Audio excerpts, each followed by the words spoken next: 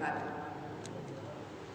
ajaran penyampaian dari baginda Nabi besar Muhammad SAW, mungkin jika kita amalkan nanti kita akan mendapatkan satu kebahagiaan. Yang pertama, terlebih dahulu kita bersyukur kepada Allah. Kalau hari ini Allah masih tetap memberikan kesempatan kita hidup. Jarang kita mikirin kapan kita mati. Yang kita pikirin duit saya masih ada apa enggak, besok makan apa, hari Minggu pergi kemana, ya kan? Jarang kita perhatikan kita kapan saya mati. Apa udah ada bawaan untuk mati? Hah? Kayak gitu ya. Kita ini sama yang ngomong sama yang dengerin sama. Nah, dengan rahmat Allah, kasih sayang Allah, kesempatan hidup masih diberikan kepada kita. Allah menyampaikan dengan kalimat qad aflaha man zakkaha wa qad khaba man dassaha. Sungguh berbahagia orang-orang yang selalu membersihkan dirinya, kata Allah. Dengan apa membersihkan diri kita? Pertama, kita melakukan perintah yang diwajibkan Allah pada kita. Yang kedua, kita selalu hati kita permohonan ampun kepadanya, karena kita hidup banyak pelanggaran. Ya, di rumah saja mata kita bermaksiat. Kok bisa, Pak Haji? Iya. Buka TV, tag. Pembawa acara TV, ada yang pakaian rapi, ada yang enggak. Ya. Acaranya tag.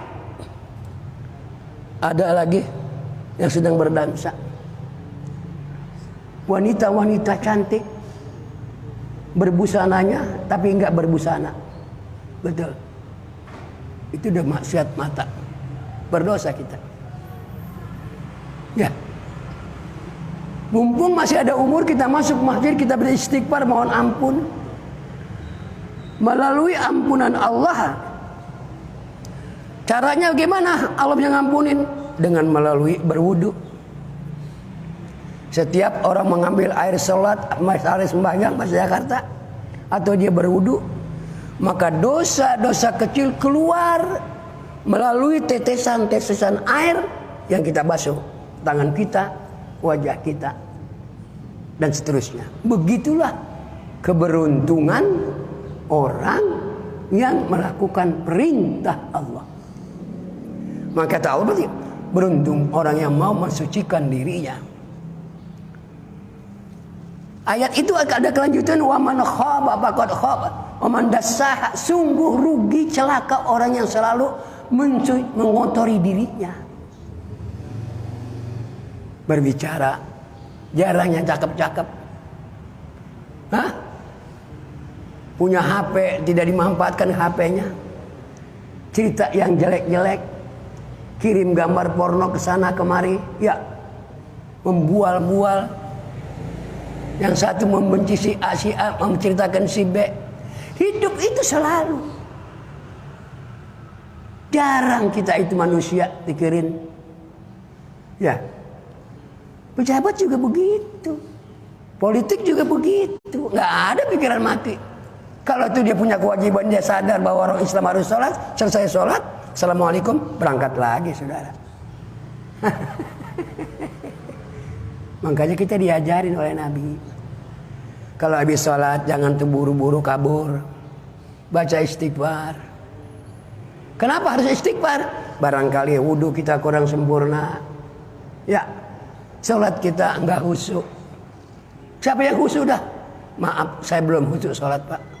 Sedikit-sedikit khusyuk. Kadang-kadang ingat sama Allah dalam sholat, ntar lupa lagi. Ingat, cari lagi, ingat lagi. Betul, belum mampu kita ini, konsentrasi kita, sholat kita. Makanya kita minta ampun, ya Allah, barangkali Fatihah saya kurang bagus, ruku dan sujud saya barangkali tidak sempurna untuk aturan Nabi yang diajarkan kepada kita. Ya, Kita belum sempurna. Kan gitu ya. Maka saudara, ya Allah, beruntung dengan sholat inilah yang dapat kita lakukan. Maka saudara-saudara, saya ingin menyampaikan satu hadis dari baginda Nabi besar Muhammad sallallahu alaihi wasallam yang berkenaan hari kiamat. Hari perhitungan, hari hisab. Setiap orang dimintakan pertanggungan jawab. Ya, akan dihisab. Jangan enak-enak hidup. Jabatan dikasih, akan dihisab jabatan. Lu apain aja? Betul gak? Harta yang dikasih oleh lu kemanain aja harta itu? Dari mana kau dapat? Allah udah catat semua itu melalui malaikatnya. Jangan enak-enak. Maka sering saya katakan, lebih baik duit banyak tapi berkah daripada duit sedikit nggak berkah. Begitu? Betul nggak? Banyak berkah itu yang kita minta. Daripada dikit nggak berkah. Andai kata nggak banyak nggak berkah, biar sedikit tapi berkah daripada banyak menyusahkan. Makanya minta rezeki begini Pak. Ya Allah kasih saya rezeki yang banyak, yang halal, yang berkah, tapi nggak nyusahin hidup. Hah? Betul nggak? Kalau duit banyak kita nyusahin urusan polisi, hah? Bayar pengacara, belum lagi nyogok hakim, betul nggak? Supaya kita selamat di dunia, walaupun akhirat belum ketahuan, betul nggak? Nah ini juga begitu, hakim akan ditanya, hakim jadi hakim berat. Kata Nabi, Rosi wal murtasi finnar, yang nyogok, yang disogok neraka. Ada hadis itu Nabi katakan. Maka yang saya ingin menyampaikan hadis ini, kata Nabi, hadis dari Abi Hurairah radhiyallahu an, 5 menit lagi. Qala Rasulullah sallallahu alaihi wasallam, sab'atun yuzilluhumullah fi zilli yauma la zilla illa zilluh. Ada 7 golongan orang yang akan mendapat payungan pada hari kiamat, hari hisab, yang pada masa itu tidak ada yang mendapat kecuali 7 golongan. Siapa kata Nabi? Pertama, imamun adil, pemimpin yang adil, yang bijaksana. Siapa pemimpin? Kalau negara, presiden. Ya, kalau kerajaan ya raja. Kalau masyarakat ya camat. Bawahan lagi lurah. Ya, kata Nabi nih, orang tersebut nanti imam yang adil, yang tahu diri, ya, sebagai amanat dari Allah. Jadi presiden amanat, jadi wakil presiden amanat, dia harus jalankan benar. Ini kata agama nih ya, bukan kata Ghazali. Dia tahu benar persis mana yang hak dan mana yang batil. Siapapun salah dengan aturan main di dalam kehidupan bernegara, maka hukum harus sama. Adil namanya. Mau anak presiden kek? Hah? Mau anak tukang beca kek? Tapi sekarang nyatanya beda. Korupsi 1 triliun 2 tahun. Hah? Nyolong motor 5 tahun. Saya tidak tahu keadilan di mana dan tidak ada di mana, nggak tahu saya. Ini saudara, imamun adil. Sebab jadi imam bukan enak. Makanya jadi imam kudu bener. Jadi imam kudu jujur. Makanya orang diajarkan supaya menjadi presiden, menjadi imam sholat dulu. Kalau imam sholat sudah benar, boleh jadi pemimpin dia. Contoh, Bang Sampean mah, dah jadi imam, kentut, nggak kedengeran, si makmum nggak dengar. Bapak mesti jujur, keluar, naruh makmum si imam kepada wakilnya, orang yang benar juga. Kalau imamnya merasa itu batal sholatnya, maka makmum tanpa perintah maju ke depan. Begitu. Sama. Diajarkan mulai dari sholat.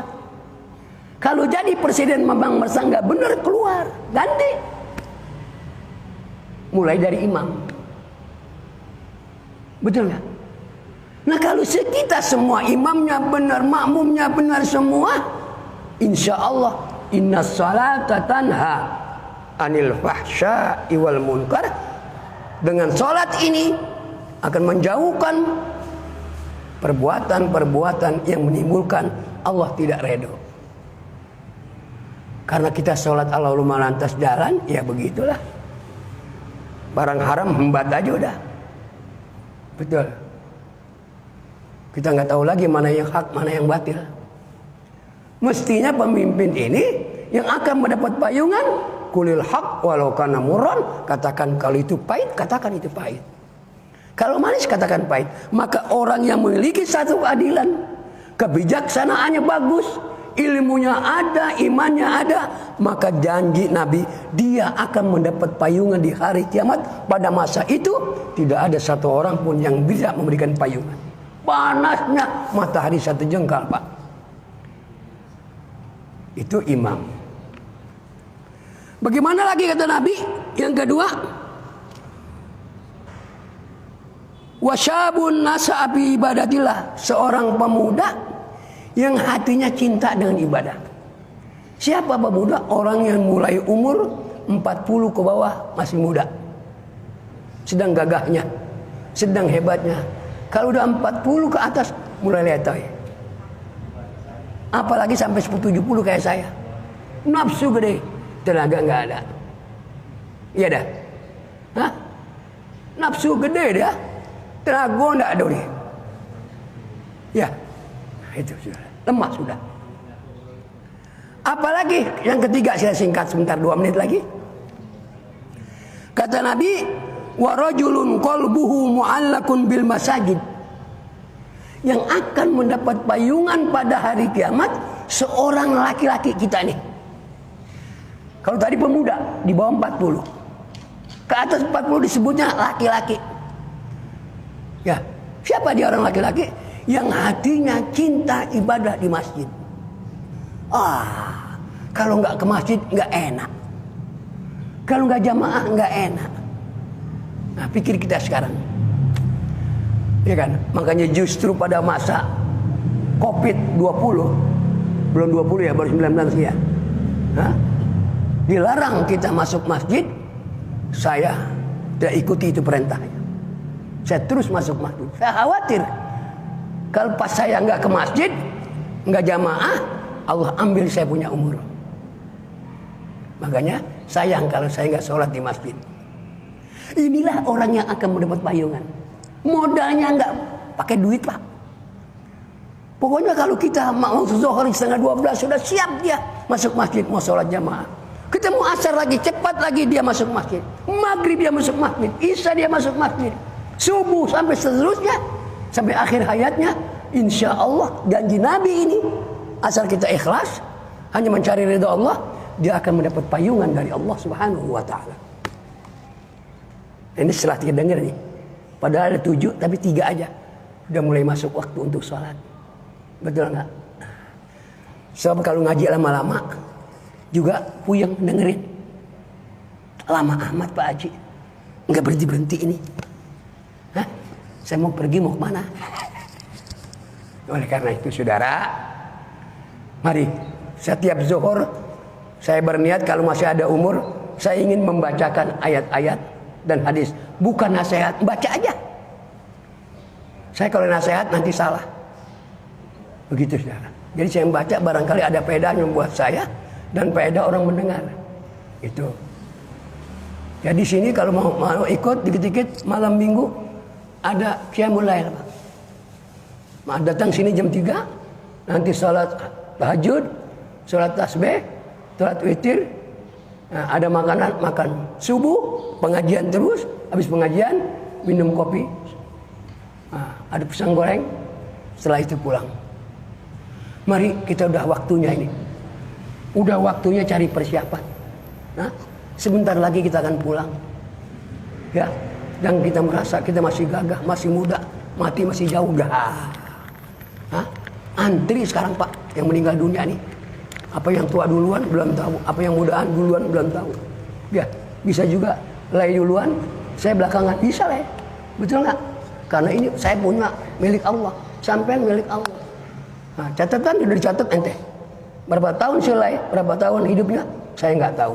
Saya berapa tahun, saya nggak tahu.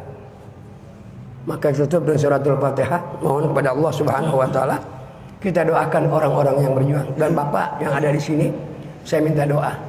Kami di depan masjid ini akan membangun 4, bawahnya untuk parkir, atasnya untuk kantor.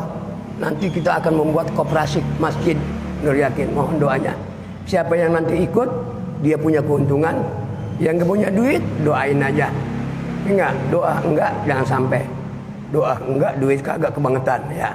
Itu ya. Maka terima kasih. Makanya setiap hari saya jalani kotak ini ya. Saya pesen satu hari jangan sampai ketinggalan, Pak. Sekalipun 2.000 rupiah berimpak berderma. Ya. Daripada ngerokok sebungkus 25 sebulan 750 tanpa hitungan, itu pun tidak dapat pahala. Lebih baik 2.000 perak sebulan 60.000, tapi pahala buat kita bawa. Al-Fatihah.